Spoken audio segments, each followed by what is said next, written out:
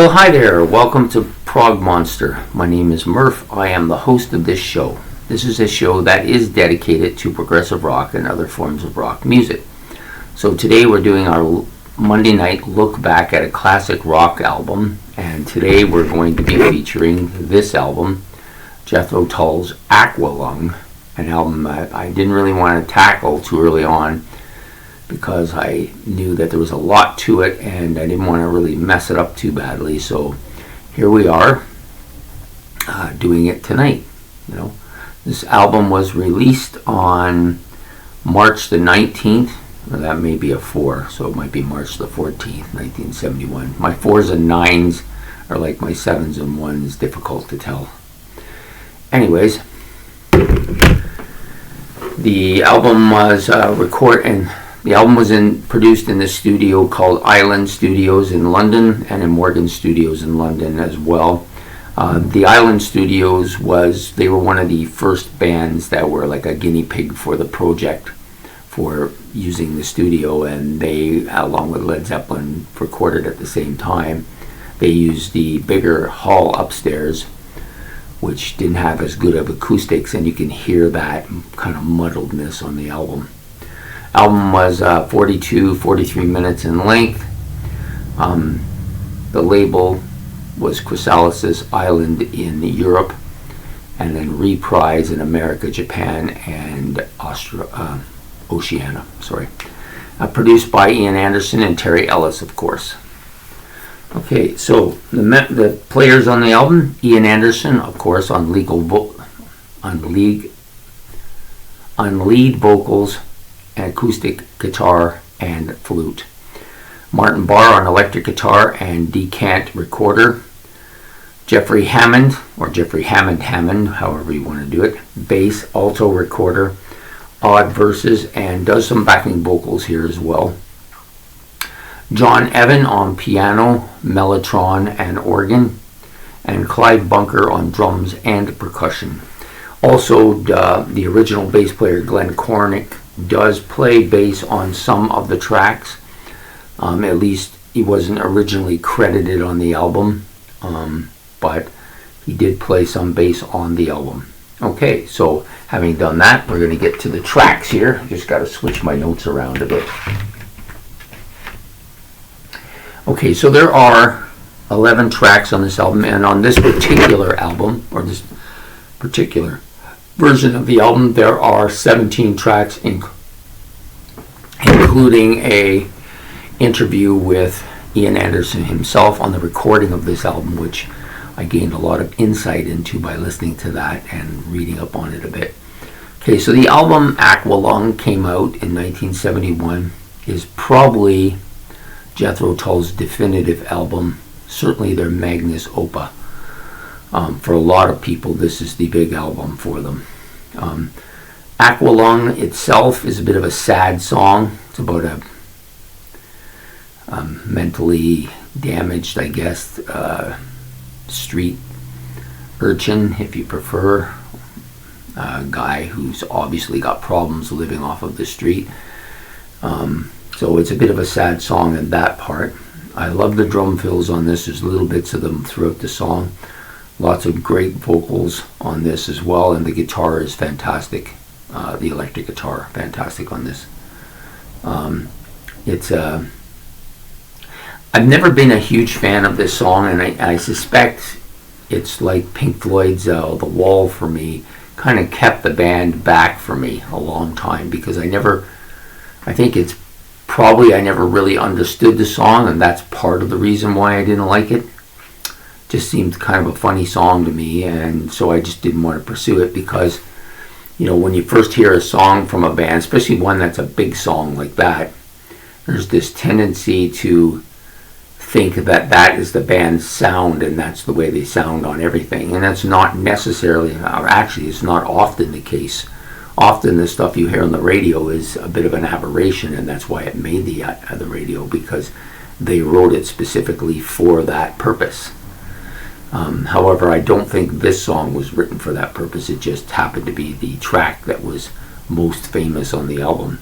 And unfortunately for me, it set me back about 20 years on this band before I recognized that there was a lot of stuff and material that they'd done that didn't sound anything like this, and I began to draw an interest in that other material. The other thing about this song too is once I began to understand its purpose and did some research into what it was about and stuff like that, I began to like it more. And now I don't mind it too much. So yeah, so the lead track on Aqualung, right? The next track is one of my favorites on the album, Cross-Eyed Mary. Definitely love the harsh kind of tone of his voice in this song. Just really makes the song, if you ask me. His flute is great on here as well. And there's some great kind of riffs. Some acoustic riffs that I like quite a bit. And of course the lyrics are great, as they are on all of his songs on this particular album. Next song up, Cheap Day Return. I like the acoustic opening on this. It's very memorable. And overall it's not a bad song. The Mother Goose is probably my favorite track on this album, or at least one of the favorite tracks on this album. It's one of two on the album that I gave a 10 to, and I rarely give 10s to anything. But there's two on this one album, and this one is one of them.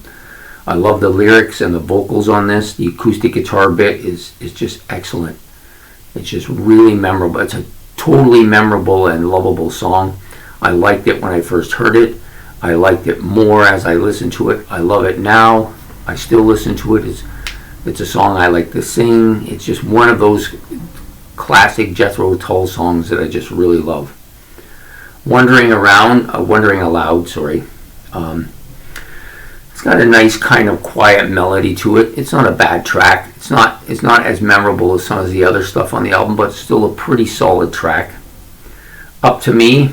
I think the vocals are really good on this track. I love the piano and the flute and the guitar kind of blending together to create a kind of riff throughout the song. Next up is My God, of course, which is a fairly lengthy track on this album.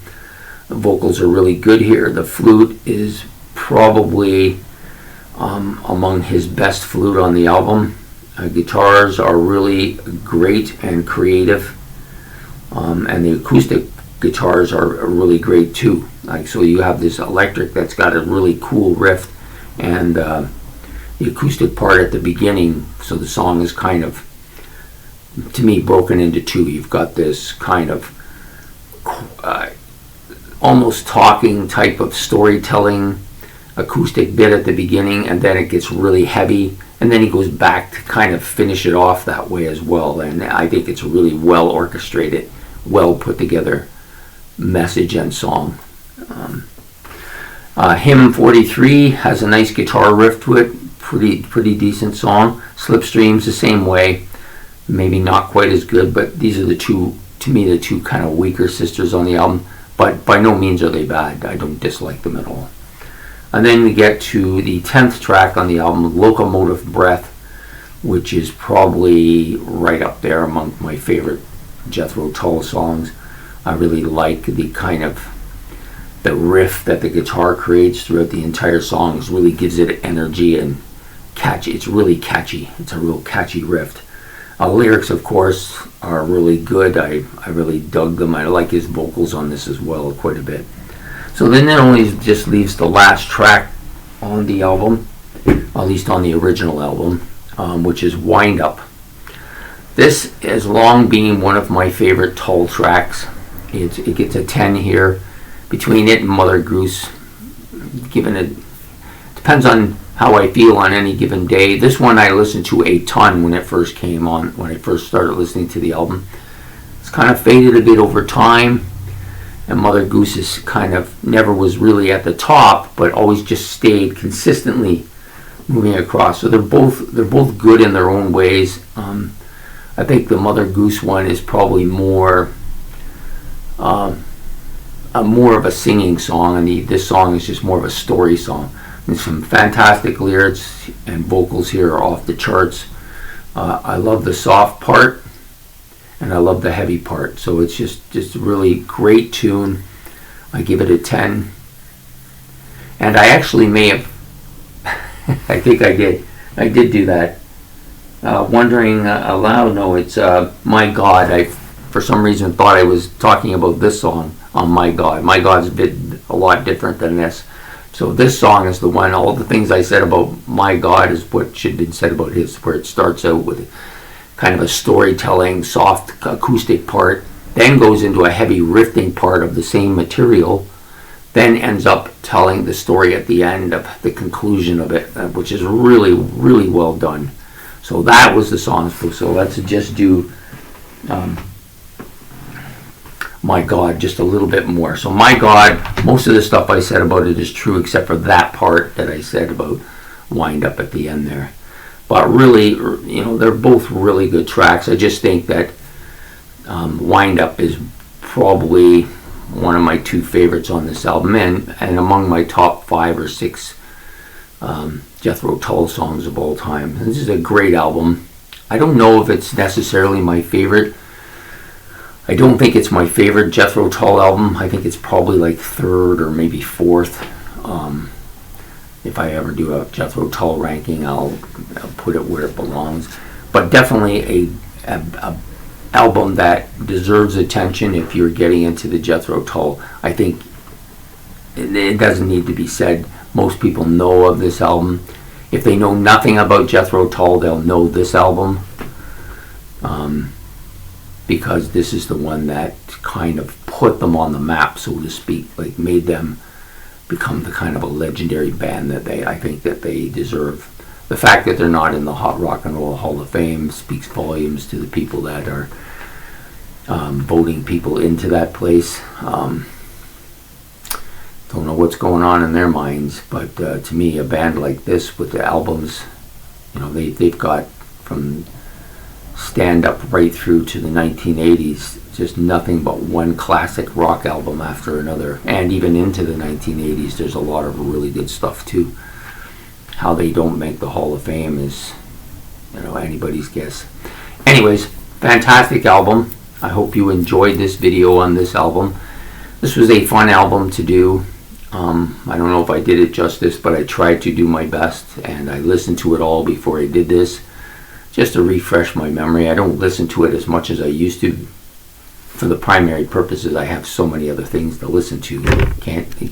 You only got 24 hours a day, and you're sleeping and eating a lot of that. So maybe you got 10 hours a day to listen to music. So maybe you can get 10 albums in a day if that's all you're doing. But of course, we have lives as well, and some of us work.